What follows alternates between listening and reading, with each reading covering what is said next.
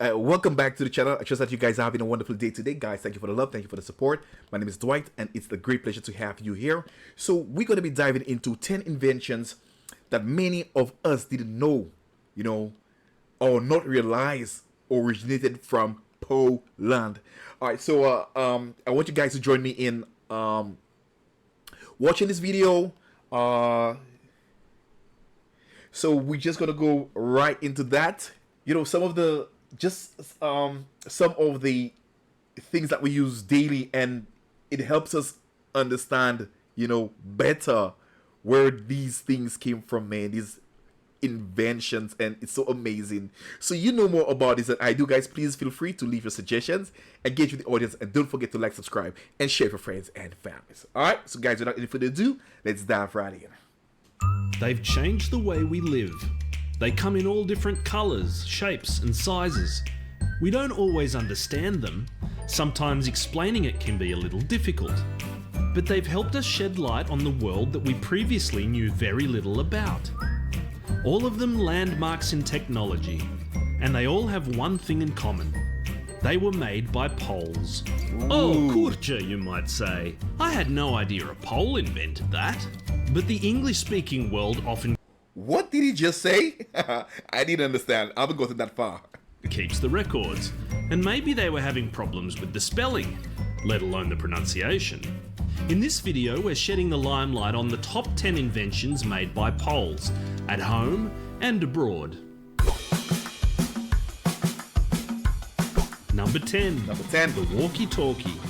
Born in Warsaw in 1909, Henryk Magnuski worked as a radio repairman for the Polish military, and he eventually ended up in Chicago. Wow. Surprise, surprise.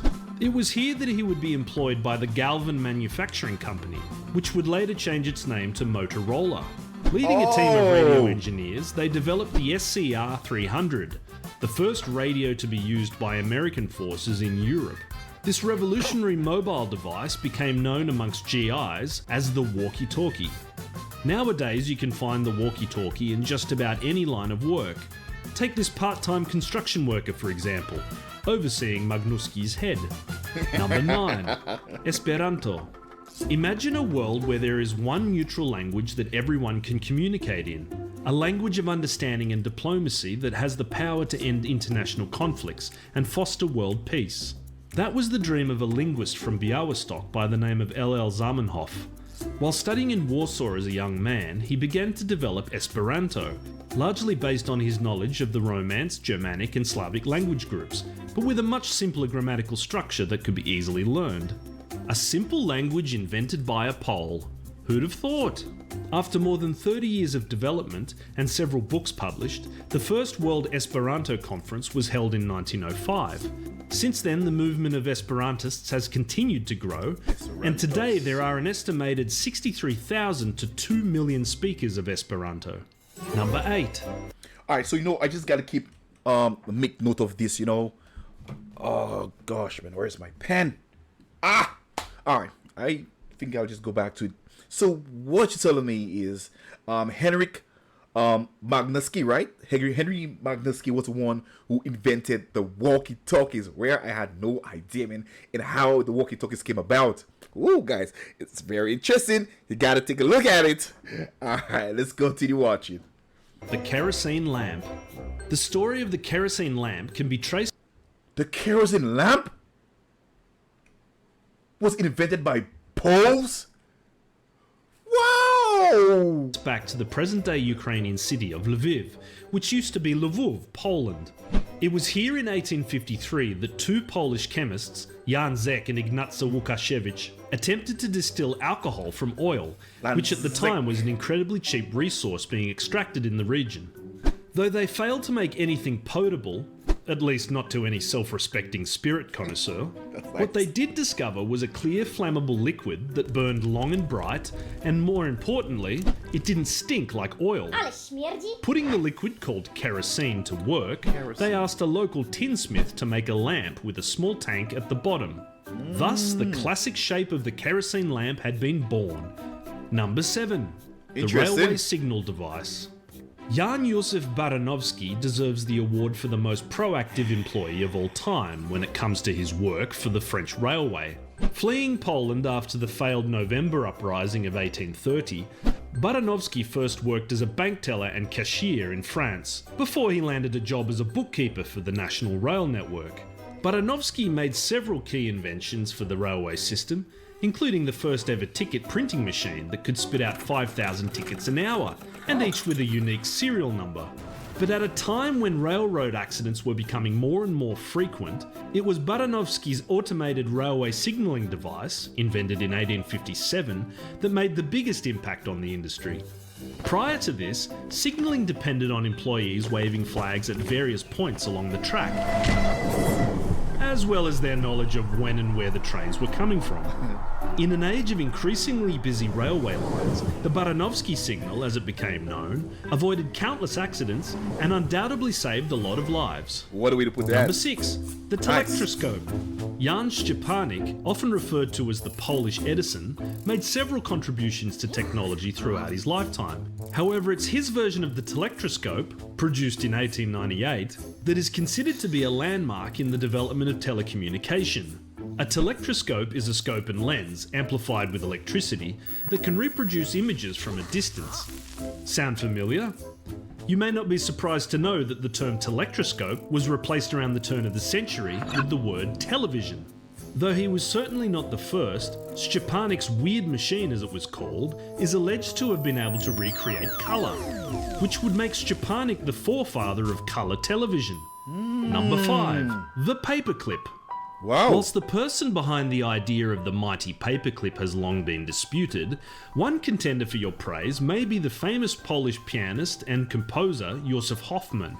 Praised by many as the greatest pianist that ever lived, Hoffmann was also an inventor in his spare time. It's been suggested that the inspiration behind the shape of the paperclip was the treble clef, no doubt burned into his brain after hours of reading piano scores. Hoffmann is also accredited for developing one of the earliest mechanical windscreen wipers, which apparently was inspired by the back and forth motion of his metronome. Number 4. The electric-powered submarine. Although experimentation with submersible craft had existed since the mid-16th century, it was a Pole who first successfully created a submarine powered solely by electricity. Mechanical engineer Stefan Zhevietsky was taken on by the Navy of the Russian Empire in 1877, and it was here that he made a huge number of developments in submarine technology. The biggest of these came in 1884, when he installed a battery-powered propeller to a one-man submarine that could chug along at a steady 4 knots an hour. Wow. While it may sound slightly unimpressive now, this was a major technological advancement at the time, and especially considering the fact that most submarines were still relying on coal power and oars. Outside of submarine technology, Zhevietsky is also the guy who invented the taximeter, of all things. Number 3. The vote counting machine. Oh look, it's our friend Baranovsky again. The mid-19th century was a time of renewed interest in liberal democracy, and public voting was taken very seriously. Realising the overwhelming task of counting votes, as well as issues of scrutiny and impartiality, Baranovsky conceived the idea that it would be better for a machine to do all the counting instead. No doubt his obsession with numbers was the major motivator behind this, and other machines he patented as well include the gas meter. Yes, apparently he invented that as well. Number 2. Cotton swabs. A cornerstone of modern hygiene, the cotton swab was developed by Leo Gostowzang, a Pole from Warsaw who made the Chicago move in 1912. The story goes that in 1923, Gostowzang found his wife, Jutta, applying cotton wads to toothpicks in an attempt to reach those hard-to-clean places. This became the inspiration behind the Q-tip, Q standing for quality. But unlike his wife's toothpick, the Q-tip had 2 cotton tips, to allow for double takes. Before we reveal our number 1 Polish invention, we'd like to mention that Poland in Your Pocket is currently struggling financially, no thanks to the coronavirus situation. In the description you'll find a link to our donation campaign, where you can make a contribution to keep us going at this difficult time, and we really do appreciate any support that you can give us. Number 1. The bulletproof vest. If you can stop a bullet, you're either Superman or a pole. The first commercially produced bulletproof vest was made by a Polish priest named Kazimierz Zeglen, who travelled to the US in the 19th century. It was here that he came across the research of a George E. Goodfellow, a physician based out in the Wild West.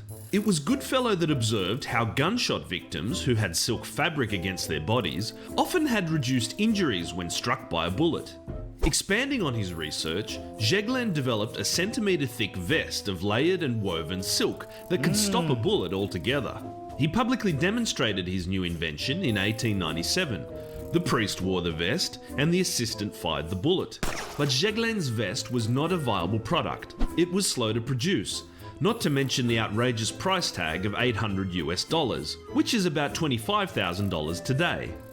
Enter Pole number 2. Jan Szczepanik. I think you've been acquainted.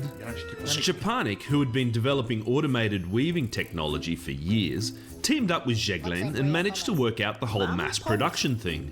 The bulletproof vest was a huge success amongst the rich and the famous, who could afford the ridiculous price tag that still remained.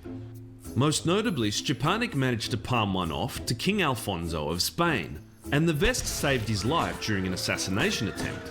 Archduke Franz Ferdinand is alleged to have been offered a vest, but turned it down. And we all know how that turned out.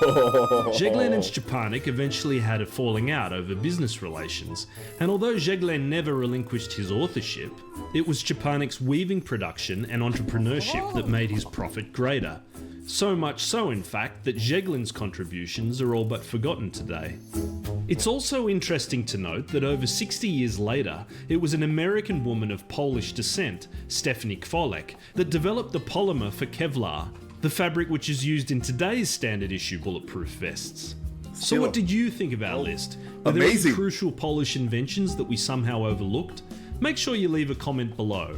And in the meantime, if you're interested in checking out more content on Poland, make sure you head along to poland.inyourpocket.com or check out one of our city Facebook pages. We'll see you next time.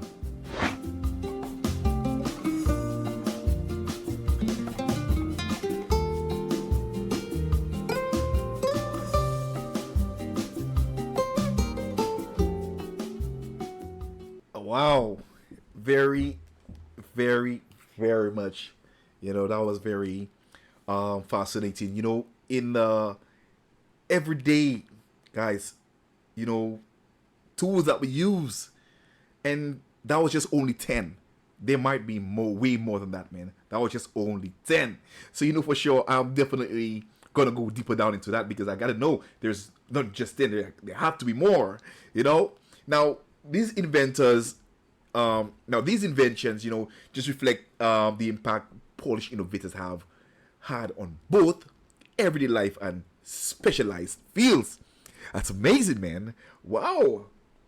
I hope you guys enjoyed this, and I love the way that video, you know, was all put together. It was not just, you know, that serious, you know, a little humor to it. You know, the narrator did a very fantastic job, and that's amazing. So, guys, this is where I come to the end of this reaction, but I will be back with some more from Polish.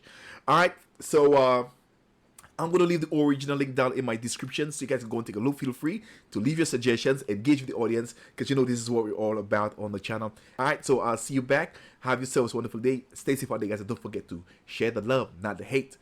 Peace out. Till next time. I love y'all.